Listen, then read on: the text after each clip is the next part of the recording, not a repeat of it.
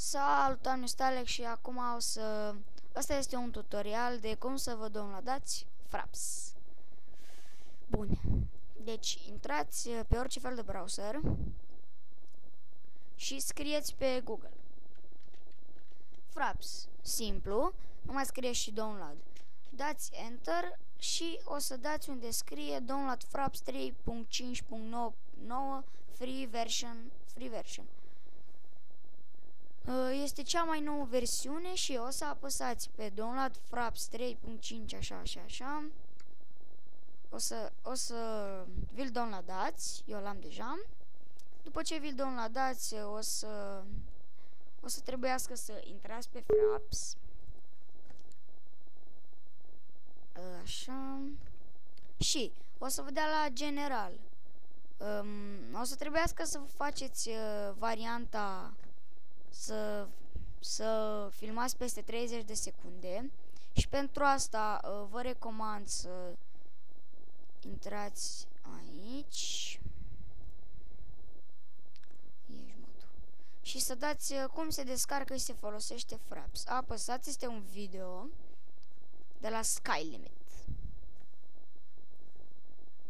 Bună! Apăsați și o să vă apară aici. Dacă te întreb cum să filmezi mai mult de 30 secunde, dă click aici.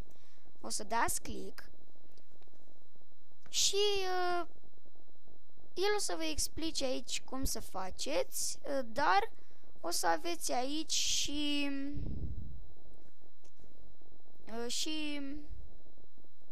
cum să îl folosiți. Chiar aici. O să dați pe oricare dintre astea, toate sunt de la Pirate Bay. Așa. O să vi-l faceți și pentru setările de la Fraps o să vă dea la general și o să Fraps Windows Always on Top. Eu am bifat, nici eu nu știu ce înseamnă, dar când am bifat aici totul mergea foarte bine. De la general, de la Fraps. Aici n-avem ce face, aici nu umblăm la nimic. La Movies, Record Win 7 Sound, o să trebuie să bifați, să apăsați stereo și Record External Input, microfon, High Definition, Audio Vis. Aici nu trebuie să apăsați, aici aveți treaba aici. Hide mouse cursor în video, să nu se vadă cursorul. Split movie every 4 gigabit.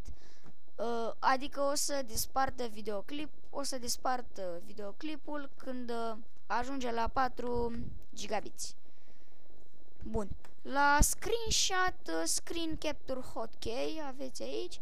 Aici nu trebuie să umblați la nimic. Și da, atât o să trebuiască să faceți. Eu am și Bandicam,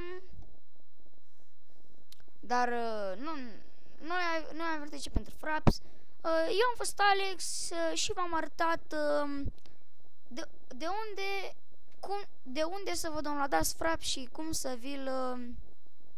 să-l folosiți. Eu am fost Alex, așa că bye bye.